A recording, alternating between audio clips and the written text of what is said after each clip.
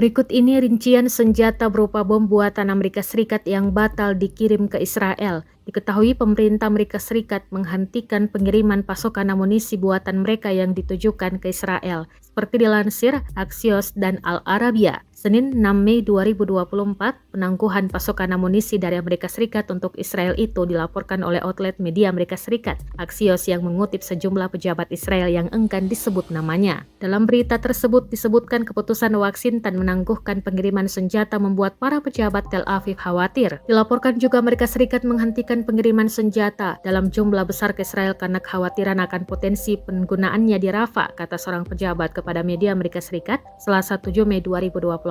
Pejabat tersebut yang tidak ingin disebutkan namanya mengatakan pengiriman tersebut termasuk 1.800 bom seberat 2.000 pon atau setara dengan 907 kg, 1.700 bom seberat 500 pon atau setara dengan 227 kg.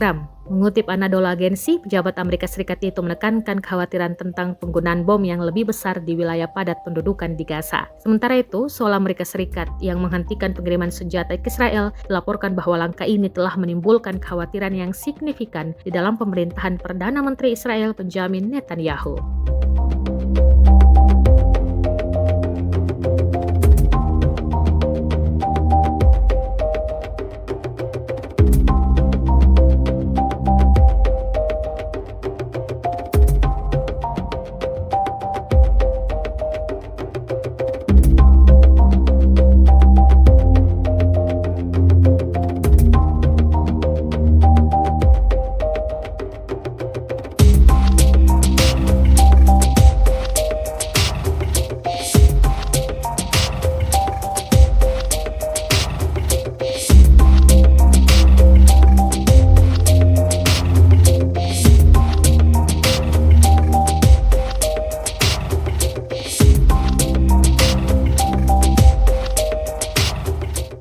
Download Tribun X sekarang, menghadirkan lokal menjadi Indonesia.